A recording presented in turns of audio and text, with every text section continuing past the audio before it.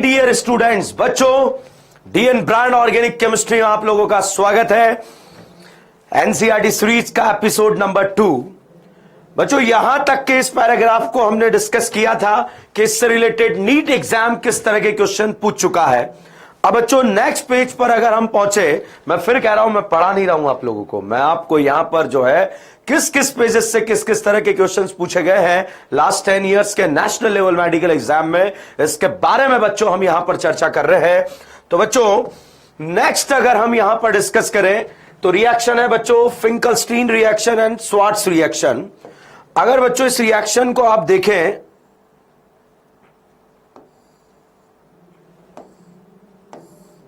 ये देखिए बच्चों यहां पर Finkelstein reaction and Swarts reaction, it is a halogen exchange reaction. बच्चों हैलोजन का एक्सचेंज होता है, मतलब अगर एक्सचेंज बच्चों आयोडीन ने कर दिया है, अगर आयोडीन एक्सचेंज कर देता है तो रिएक्शन का नाम जो है फिंकलस्टीन रिएक्शन होता है, और अगर फ्लोरीन एक्सचेंज करता है तो रिएक्शन का नाम स्वार्ट्स रिएक्शन होता है। तो बच्चों यहां से आरएक्स हटता है और आयोडीन जुड़ता है और इस तरह से लीविंग ग्रुप यहां पर निकल जाता है। फाइनली हम ऐसा बोल सकते हैं यहां पर Cl मतलब X कोई भी क्लोरीन और ब्रोमीन होगा। अगर इसका रिएक्शन आप NaI के साथ करा दें तो रिएक्शन बच्चों यहां पर फिंकलस्टीन रिएक्शन होगा, और अगर यही रिएक्शन आप AgF के साथ करा दें या यहां पर बच्चों Hg2F2 के साथ करा दें तो रिएक्शन का नाम स्वार्ट्स होगा। मतलब इस हैलोजन का एक्सचेंज अगर आयोडीन ने करा तो रिएक्शन का नाम बच्चों फिंकलस्टीन होगा, और अगर यहां पर एक्सचेंज जो है यहां पर फ्लोरीन ने करा तो रिएक्शन का नाम बच्चों स्वार्ट्स होगा। ठीक है, कोई बात नहीं, रिएक्शन का नाम जो भी हो। वो फाइनली एग्जाम में क्या पूछा गया, SN1 SN2 से रिलेट करता है, तो आगे मैं आपको एक कंपैरिजन बताऊंगा, उसके बाद इसके बारे में थोड़ा सा डिटेल में डिस्कस कर लेंगे। तो देखिएगा यहां पर बच्चों हम बात कर रहे हैं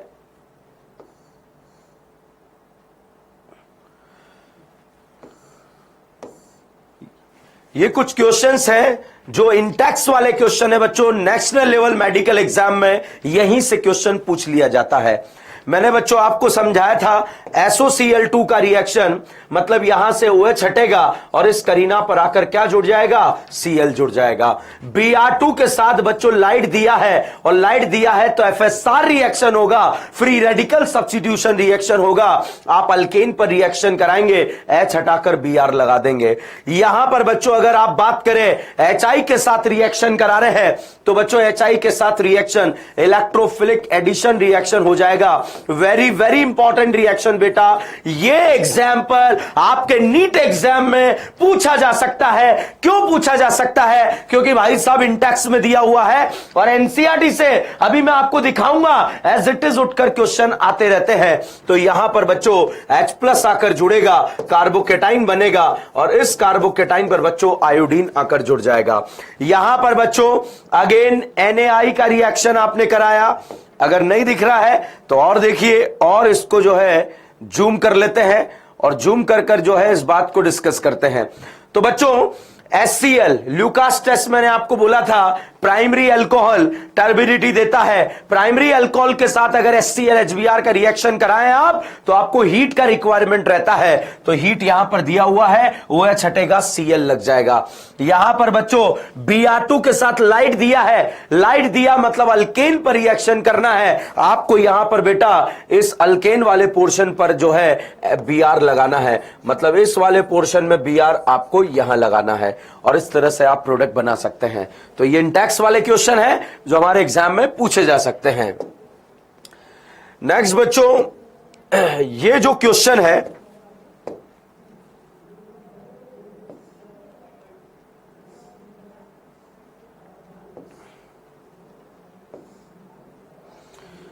ये बच्चों बॉइलिंग पॉइंट का क्वेश्चन है जो हमारे एग्जाम में एक बार जो है पूछा जा चुका है। वेरी वेरी इंपॉर्टेंट क्वेश्चन, तो इसको आप जरूर जो है ध्यान रखिए कि किस तरह से बॉइलिंग पॉइंट यहां पर कंपेयर करते हैं। जनरली अपन क्या देखते हैं, जिसका मॉलिक्यूलर मास ज्यादा होता है उसका बॉइलिंग पॉइंट क्या होता है, ज्यादा होता है। मगर ये याद रखने वाला पोर्शन है, यहां पर बिल्कुल एग्जैक्ट वैल्यू आपको दिया हुआ है कि किस तरह से आप बॉइलिंग पॉइंट को कंपेयर कर सकते हैं। ठीक है, तो यहां पर बच्चों हम ऐसा बोलते हैं ट्रांस आइसोमर का जो है, ट्रांस आइसोमर का मेल्टिंग पॉइंट ज्यादा होता है सिस आइसोमर से, क्योंकि क्रिस्टल लेटिस में क्लोज पैकिंग वहां पर होती है। तो यहां पर अगर आप कंपैरिजन करेंगे तो ये ट्रांसफॉर्म है, ये तो समझ में आ गया। मगर यहां और यहां पर अगर आप कंपैरिजन करेंगे तो ये डेटा आप जरूर याद रखें, एज इट इज उठकर हमारे एग्जाम में आ गया है, तो इसलिए आपको ये याद होना चाहिए। ठीक है, इसलिए मैंने इसके ऊपर जो है थोड़ा एम्फसाइज किया है। अब बात करते हैं भैया न्यूक्लियोफिलिक सब्स्टिट्यूशन रिएक्शन की। तो बेटा न्यूक्लियोफिलिक सब्स्टिट्यूशन रिएक्शन में मैं आपको जो है कुछ कंपैरिजन यहां पर बताता हूं, क्योंकि देखो बेटा ये लेक्चर पढ़ाने वाला टाइम तो ये है नहीं। अगर आपको पढ़ना है तो मेरा अलग ऐप है पीवी संकल्प ऐप, वहां पर जाकर आप चीजों को पढ़ सकते हैं डिटेल में। मगर यहां पर अभी 10 दिन बचे हैं, 10 दिन में वो सारी बातें मैं आपको यहां पर इस एनसीईआरटी में बता दूं, ताकि जो आपके एग्जाम में आने वाली बातें हैं वो आपके एग्जाम में आने वाले क्वेश्चन ही यहां से उठकर आ जाए, तो आपको मजा आ जाएगा कि सर क्या काम किया डीएन सर, लास्ट में आपने जो है इतना जबरदस्त सेशन यहां पर ले लिया। तो बच्चों SN1 SN2 रिएक्शन जो मेरे से पढ़े हुए SN1 SN2 रिएक्शन पढ़े हुए हैं वो बच्चे जानते हैं, इसी कंपैरिजन से हम सारा आग लगा देते हैं। अगर हम SN1 की बात करें बच्चों तो ये रिएक्शन यूनिमॉलिक्युलर होता है। अगर बच्चों हम SN2 की बात करें बच्चों तो ये रिएक्शन बाइमॉलिक्युलर होता है। इस एनसीईआरटी के 10 पेज का कंक्लूजन यहां पर इन एक पेज के अंदर निकाल कर आपको दे रहा हूं, तो अगर अभी भी कोई डाउट है तो इससे आपका क्लियर हो जाएगा। मगर आपको आना चाहिए बेटा चीजें, ठीक है, नहीं तो इतना बेहतरीन टॉपिक है SN1 SN2 कि मजा आता है पढ़ने में। ये यूनिमॉलिक्युलर है, ये बाइमॉलिक्युलर है। इसकी अगर हम बात करें बेटा, ये रिएक्शन जो है मल्टीपल स्टेप में कवर होता है या डबल स्टेप भी हम बोल सकते हैं, और ये वाला रिएक्शन बेटा सिंगल स्टेप में कंप्लीट होता है। मतलब जो सिंगल स्टेप में रिएक्शन होती है वो SN2 रिएक्शन में होती है। यहां पर इंटरमीडिएट कार्बोकेटाइन का फॉर्मेशन होता है, और यहां पर अगर हम बात करें बच्चा तो ओनली ट्रांजिशन स्टेट का फॉर्मेशन होता है। ठीक है, इस रिएक्शन में आप पोलर प्रोटिक सॉल्वेंट का यूज करते हैं, और यहां पर इस रिएक्शन में बेटा आप पोलर एप्रोटिक सॉल्वेंट का यूज करते हैं। तो यहां पर ये एप्रोटिक सॉल्वेंट आ गया। इस रिएक्शन में अगर आप बात करें, इस रिएक्शन में अगर आप बात करें तो ये इंपॉर्टेंट बात यहां पर आ जाती है कि इस रिएक्शन में आप वीक न्यूक्लियोफाइल का यूज करते हैं, और यहां पर बच्चों आप स्ट्रॉन्ग न्यूक्लियोफाइल का यूज करते हैं। ठीक है, ये रिएक्शन भी बच्चों, ये रिएक्शन भी लो टेम्परेचर पर होती है, ये रिएक्शन भी लो टेम्परेचर पर होती है। यहां पर बच्चों रेट ऑफ रिएक्शन या rate of SN1 directly proportional to stability of carbocation, मतलब कार्बोकेटाइन की स्टेबिलिटी पे डिपेंड करता है। और यहां पर अगर रेट ऑफ SN2 के बारे में बात करें, SN2 के रेट के बारे में चर्चा करें, तो inversely proportional to steric repulsion. इस तरह से बच्चों आप यहां पर कंपैरिजन कर सकते हैं। मतलब स्टेरिक रिपल्शन बढ़ेगा तो SN2 का रेट कम हो जाएगा, स्टेरिक रिपल्शन कम होगा तो SN2 का रेट ज्यादा हो जाएगा। यहां पर बच्चों SN1 SN2 कंपैरिजन कर रहे हैं, और इस कंपैरिजन को मैं आपको डिटेल में यहां पर समझा रहा हूं कि किस तरह से आप यहां पर कंपेयर कर सकते हैं SN1 SN2। यहां पर कार्बोकेटाइन देखते हैं, यहां पर स्टेरिक रिपल्शन देखते हैं। यहां पर बच्चों अगर प्रोडक्ट की बात करें तो इसमें प्रोडक्ट बच्चों रेसिमिक मिक्सचर बनता है, और अगर इसकी हम बात करें तो इसमें प्रोडक्ट बच्चों इन्वर्टेड प्रोडक्ट यहां पर बनता है।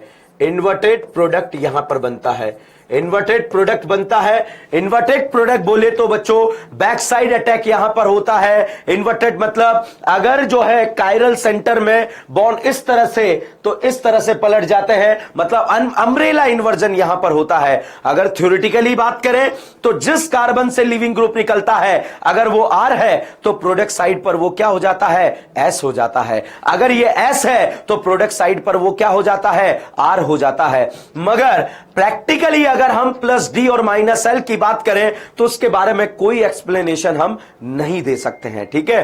तो उसके बारे में हम चर्चा नहीं कर सकते हैं क्योंकि वो प्रैक्टिकल डेटा है, उसके बारे में पता लगाना मुश्किल है।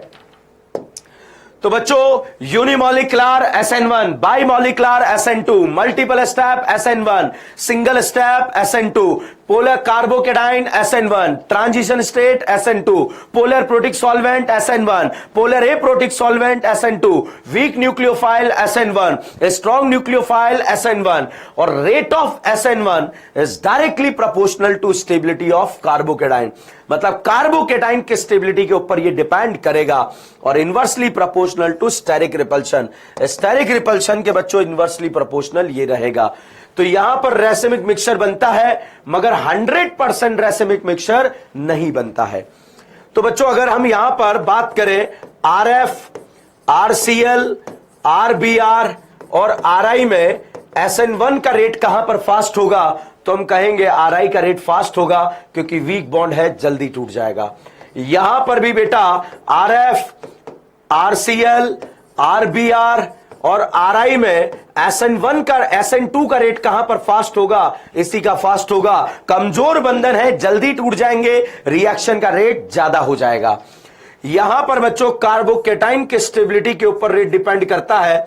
तो मैंने हैलाइड यहां पर ली है और इन हैलाइड में अगर हम कंपैरिजन करें तो बेटा यहां पर अगर हम कंपैरिजन करने जाएंगे तो इस कार्बन हेलोजन बॉन्ड का ब्रेकअप करने के बाद ये कार्बोकेटाइन बनेगा, यहां ये कार्बोकेटाइन बनेगा और यहां पर ये कार्बोकेटाइन बनेगा। इस कार्बोकेटाइन के पास अल्फा हाइड्रोजन का नंबर 9 है, इस कार्बोकेटाइन के पास अल्फा हाइड्रोजन 6 है, इस कार्बोकेटाइन के पास अल्फा हाइड्रोजन 3 है। वो कार्बोकेटाइन ज्यादा स्टेबल होता है, वो कार्बोकेटाइन ज्यादा स्टेबल होता है जहां पर अल्फा हाइड्रोजन का नंबर ज्यादा होता है। तो हम ये कहेंगे यहां पर A is greater than B is greater than C। इस तरह से बच्चों यहां पर कंपैरिजन चलता चला जाएगा और कंपैरिजन जाएगा तो इस तरह से आप क्वेश्चन आसानी से सॉल्व कर सकते हैं। यहां पर बेटा स्टेरिक रिपल्शन के ऊपर डिपेंड करता है। स्टेरिक रिपल्शन जितना कम होगा रिएक्शन का रेट उतना ही ज्यादा होगा। तो बच्चों यहां पर मैंने ये हैलाइड दिया, इस मिथाइल हैलाइड में स्टेरिक रिपल्शन बहुत कम है, SN2 का रेट सबसे ज्यादा होगा। फिर इसके बाद टर्शरी हैलाइड कभी भी SN2 नहीं देता, मिथाइल हैलाइड कभी भी SN1 नहीं देता। तो बच्चों ये कंपैरिजन है, यूं समझिए जान है SN1 SN2 का, जो मैं यहां पर आपको कंक्लूड करके दे रहा हूं। मैं फिर कह रहा हूं, मैं पढ़ा नहीं रहा हूं। अगर आपको SN1 SN2 के 10 पेज का कंक्लूजन चाहिए तो वो यहां पर मैं आपके सामने परोस रहा हूं बच्चा। तो यहां पर मिथाइल हैलाइड कभी भी जो है SN1 रिएक्शन नहीं देता और टर्शरी हैलाइड कभी भी जो है SN2 रिएक्शन नहीं देता। अगर मिथाइल हैलाइड में सब्स्टिट्यूशन हो रहा है तो भैया वो हमेशा SN2 से ही होगा और अगर टर्शरी हैलाइड में सब्स्टिट्यूशन हो रहा है तो वो हमेशा SN1 से ही होगा। इस तरह से आप इस बात को याद रख सकते हैं। तो बच्चों SN1 SN2 में हमने कंपैरिजन देखा। अब कार्बोकेटाइन SN1 में देखा जाता है और यहां पर स्टेरिक रिपल्शन SN2 में देखा जाता है। बच्चों एक कार्बन हेलोजन बॉन्ड है और दूसरा ये कार्बन हेलोजन बॉन्ड इस एरोमेटिक रिंग से डायरेक्टली अटैच है। तो यहां पर बेटा कार्बन हेलोजन में रेजोनेंस से डबल बॉन्ड कैरेक्टर है और डबल बॉन्ड कैरेक्टर का टूटना आसान नहीं है। तो हम ये कहेंगे ये वाला तो बेटा डायरेक्ट NSR देता है और ये वाला हमेशा जो है इनडायरेक्ट NSR देता है। तो एक डायरेक्ट देगा, इनडायरेक्ट देगा। तो डायरेक्ट और इनडायरेक्ट NSR में जो रेट होता है बेटा वो डायरेक्ट NSR का ज्यादा होता है, ठीक है। तो कभी भी एक बार आपके एग्जाम में क्वेश्चन ऐसा दे दिया था कि 2 डायरेक्ट NSR 2 इनडायरेक्ट NSR, तो ध्यान रखिएगा डायरेक्ट फास्ट होगा as compare to indirect NSR। ये जो है SN1 एंड SN2 रिएक्शन दे सकते हैं मगर ये कभी भी जो है SN1 एंड SN2 रिएक्शन नहीं देंगे। कब नहीं देंगे? जब कार्बन हेलोजन में डबल बॉन्ड कैरेक्टर होंगे। तो चलिए आगे बढ़ते हैं। ये कुछ था सब्स्टिट्यूशन से रिलेटेड। तो जो मैंने बातें आपको समझाई बेटा वो बातें मैंने कंक्लूड कर दी है और कंक्लूड करने के बाद अब मैं यहां पर आता हूं। सबसे पहले बेटा यहां पर हम बात करें तो बात यहां पर है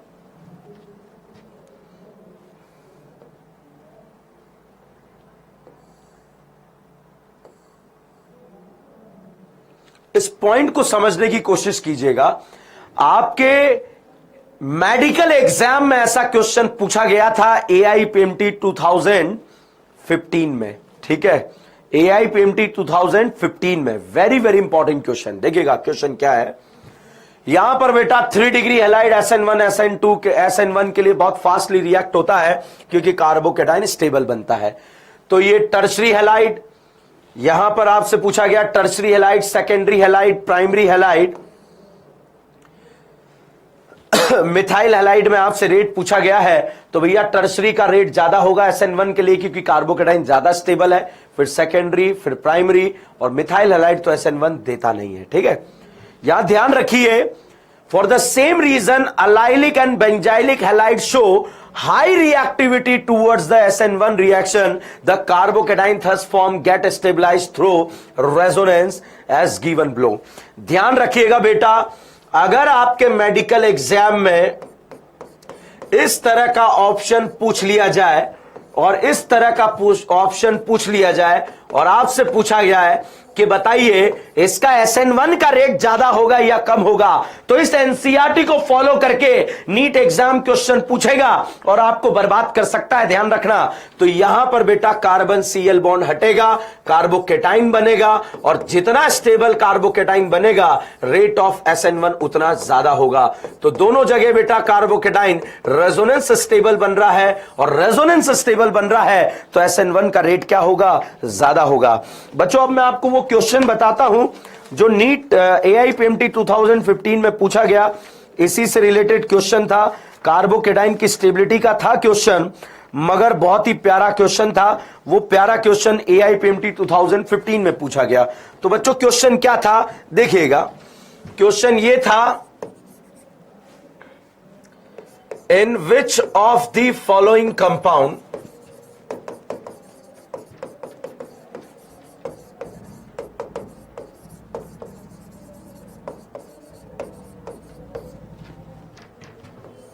carbon halogen bond ionised and form stable carbonium ion. मैं यहां पर कोई अपनी इच्छा से कोई क्वेश्चन नहीं करा रहा हूं, होममेड क्वेश्चन एक भी नहीं लिया यहां पर बेटा। सारे जो है, जो स्पेशल क्वेश्चन है जो आपके एग्जाम में आए हुए हैं या जो आ सकते हैं, उसी के बारे में बात की जा रही है। क्वेश्चन है, चारों ऑप्शन में से वो ऑप्शन सर्च कीजिए जिसमें कार्बन हैलोजन बॉन्ड का ब्रेकअप होने के बाद स्टेबल कार्बोकेटाइन का फॉर्मेशन हो जाए। ये ऑप्शन फर्स्ट था, ये ऑप्शन सेकंड था, इस तरह का ऑप्शन यहां पर बेटा थर्ड था, और एक और ऑप्शन यहां पर जो है,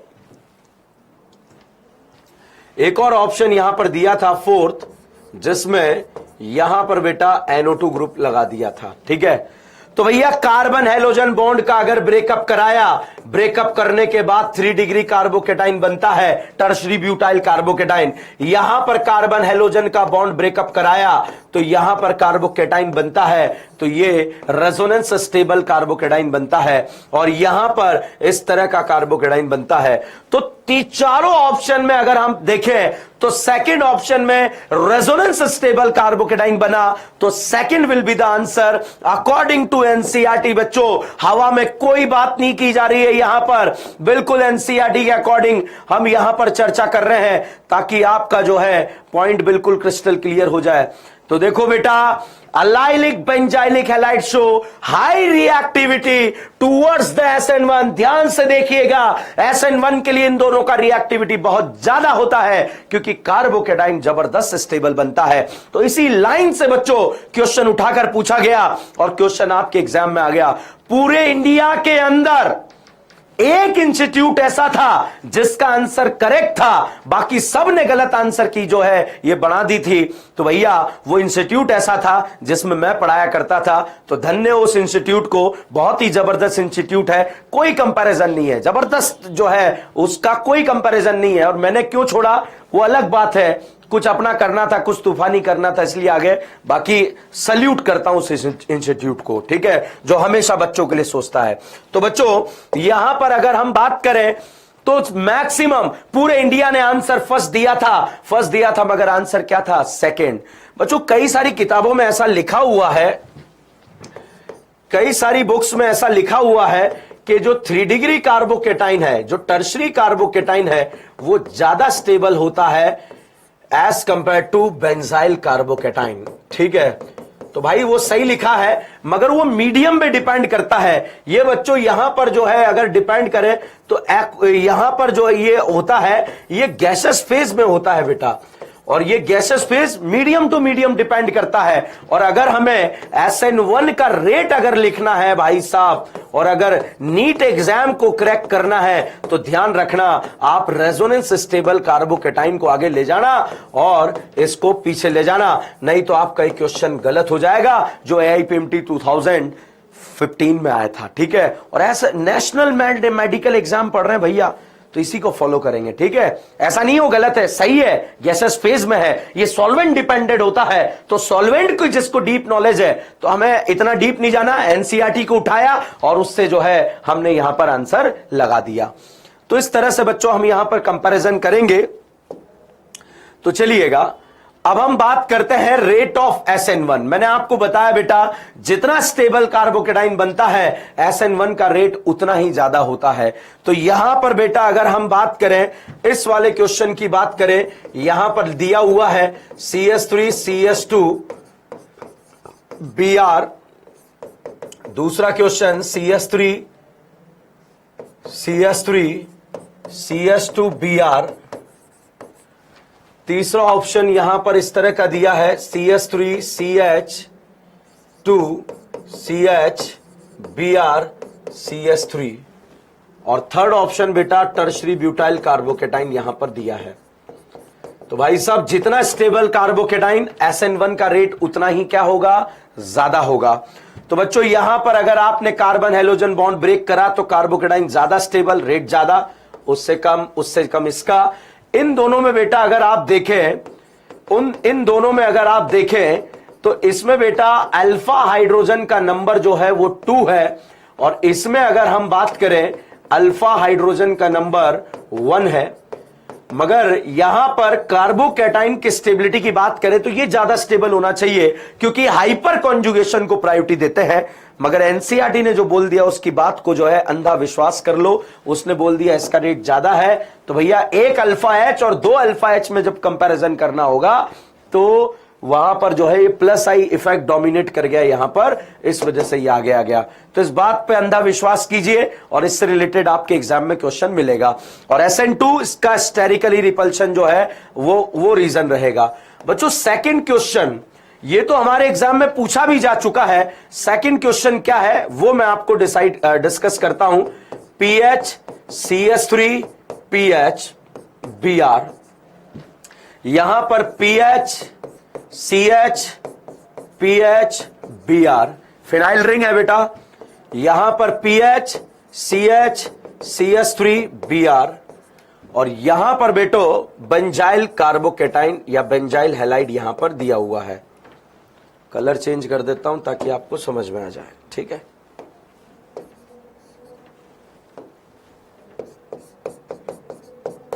ये दिया है भैया। अब जितना स्टेबल कार्बोकेटाइन बनेगा रिएक्शन का रेट उतना ही क्या होगा? ज्यादा होगा। तो इसका रेट ज्यादा, इसका रेट कम, इसका रेट कम, इसका रेट सबसे कम। तो इस तरह से बच्चों आप यहां पर रेट को कंपैरिजन कर सकते हो। अब सेम क्वेश्चन बेटा हमारे एग्जाम में उठकर आ चुका है, और हमारे एग्जाम में बच्चों हम यहां पर कोई पढ़ नहीं रहे हैं, हम यहां पर NCERT के एक एक पॉइंट को डिस्कस कर रहे हैं कि वहां से क्वेश्चन आया है या नहीं आया। तो भाई साहब सेम क्वेश्चन AIPMT में पूछा गया नेशनल लेवल मेडिकल एग्जाम 2010 के अंदर। तो बच्चों ये क्वेश्चन आप देखिए NCERT से डायरेक्ट उठ के जो है लाइनें आ रही है, और आ रही है तो फिर मजा आना चाहिए बेटा। ठीक है, तो यहां